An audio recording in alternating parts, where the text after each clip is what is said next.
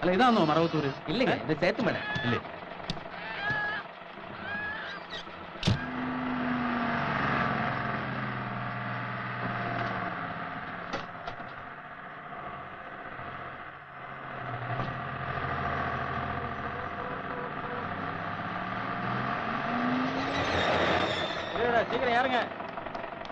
ഇതാണോ മറവത്തൂര്?